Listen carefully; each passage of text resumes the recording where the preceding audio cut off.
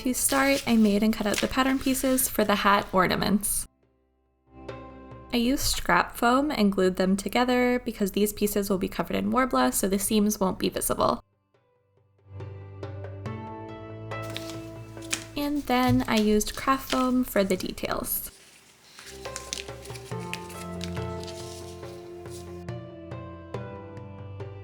I used Worbla to make a sturdy cover for these eye ornaments.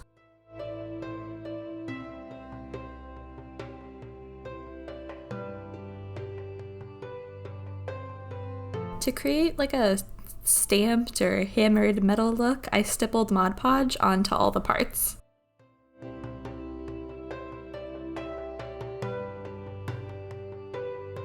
I found the perfect paint color in this like copper color, and I painted all of the raised surfaces.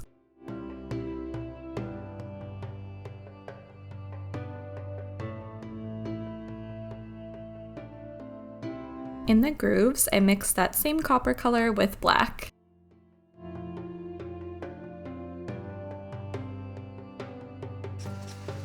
I cut the chains out of 5mm EVA foam,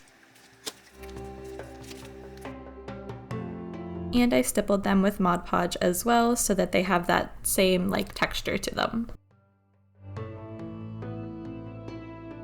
I also painted them the same using copper and black paint. Originally, I attached the chains with hot glue, but I later had to use super glue because the hot glue wasn't strong enough.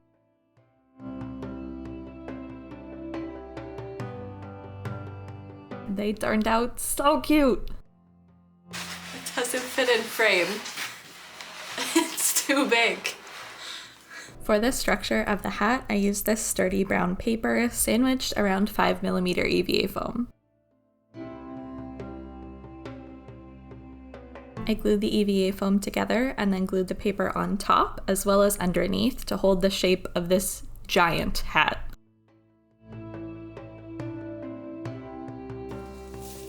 I really wanted to use actual straw for the hat, so I found this hand broom and glued it to the top of the cone.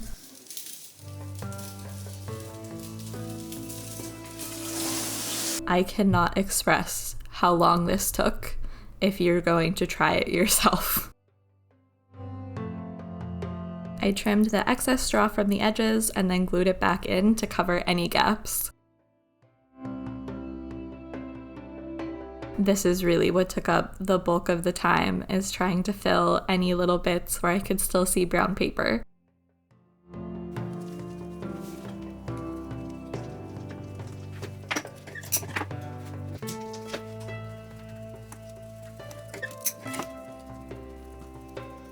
For the inside of the hat, I was done gluing straw onto the outside, so I found this straw mat instead.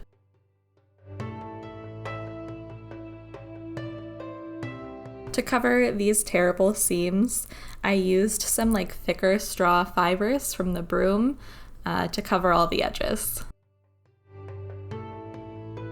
The brim of the hat was made with craft foam because Worbla would not stick to the straw.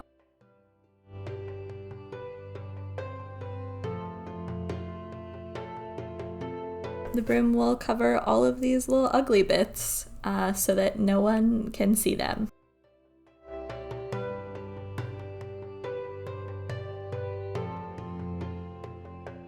This is why I wanted to use Worbla over craft foam, because now I had to fill in all of these seams with Quick Seal.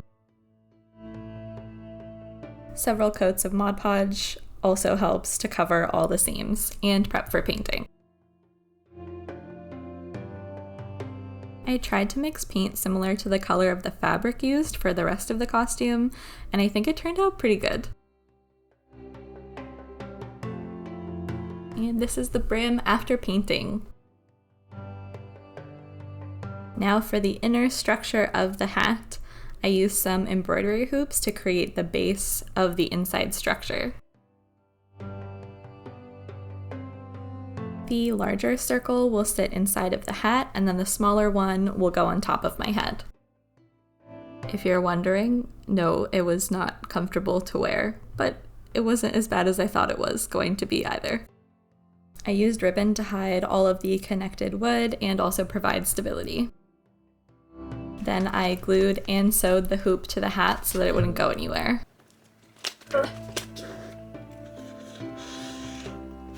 To connect the hoops and make this triangle structure, I used barbecue skewers, glued them in place, and then further secured them with ribbon.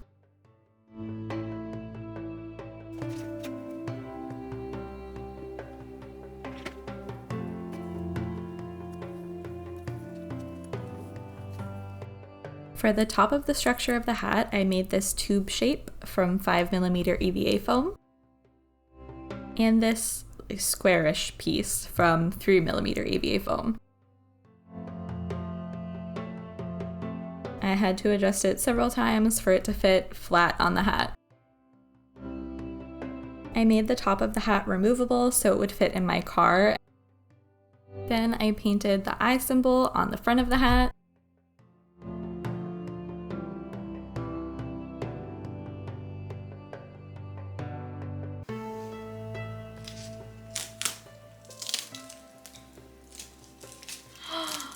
Oh, it looks better than I thought it was going to! And all that was left was painting the top of the hat, which I didn't film